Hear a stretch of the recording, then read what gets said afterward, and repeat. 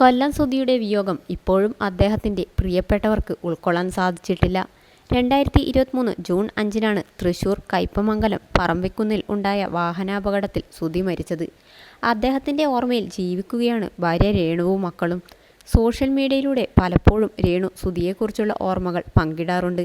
ഇപ്പോൾ രേണു അഭിനയരംഗത്തേക്ക് കടക്കുന്നുവെന്ന വാർത്തയാണ് പുറത്തു വന്നിരിക്കുന്നത്. നാടകത്തിലാണ് രേണു അഭിനയിക്കുന്നത്. കൊച്ചിൻ സംഘമിത്രയുടെ ഇരട്ട നഗരം നാടകത്തിൽ കോളേജ് വിദ്യാർത്ഥിനിയായാണ് രേണു അഭിനയിക്കുന്നത് എന്നാണ് വിവരം. നാടക റിഹേഴ്സൽ അടുത്തയാഴ്ച തുടങ്ങും. ഓഗസ്റ്റ് ആദ്യവാരം ഇരട്ട നഗരം പ്രദർശനത്തിനെത്തും. അഭിനയവും നൃത്തവുമൊക്കെ ഏറെ ഇഷ്ടപ്പെടുന്ന രേണു ഇതിനു മുൻപ് ഒരു ആൽബത്തിൽ അഭിനയിച്ചിട്ടുണ്ട്.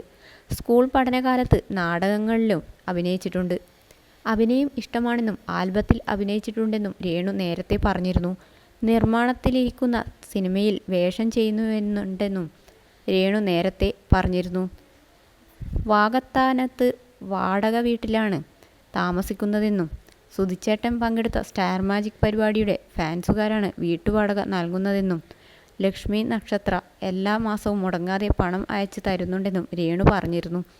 വാകത്താനം പുതുക്കാട്ടിൽ തങ്കച്ചൻ കുഞ്ഞുഞ്ഞമ്മ ദമ്പതികളുടെ 2 പെൺമക്കളിൽ ഇളയവളാണ് രേണു. സഹോദരി രമ്യ നേഴ്സാണ്. 2017 മെയ്യിലാണ് സുധിയുമായുള്ള വിവാഹം കഴിയുന്നത്. സോഷ്യൽ മീഡിയയിൽ സജീവമാണ് രേണു. വിവാഹ വാർഷിക ദിനത്തിൽ ഹൃദയസ്പർശിയായ ഒരു കുറിപ്പ് രേണു പങ്കുവച്ചിരുന്നു. സിന്ദൂരം ഇട്ടുകൊണ്ടുള്ള ഫോട്ടോയാണ് വിവാഹ വാർഷിക ദിനത്തിൽ രേണു പങ്കുവച്ചത്. ഭർത്താവ് മരിച്ച ഭാര്യമാർ സിന്ദൂരം തൊടാറില്ലെന്നും പക്ഷേ ഇന്നും ഞാൻ തൊട്ടുവെന്നും രേണു അന്ന് പങ്കുവച്ച കുറിപ്പിൽ കുറിച്ചു. 7ാം വിവാഹ വാർഷികത്തിലായിരുന്നു രേണു സിന്ദൂരം ചാർത്തിയത്. സ്വർഗത്തിലിരുന്ന് സുധിച്ചേട്ടൻ എല്ലാം അറിയുന്നുണ്ടാകുമല്ലേ എന്നും രേണു കുറിച്ചിരുന്നു.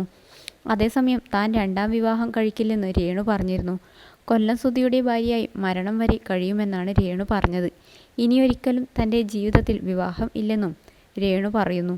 കൊല്ലം സുധിയുടെ ഭാര്യയായി ജീവിതാവസാനം വരെ നിൽക്കാനാണ് ആഗ്രഹം.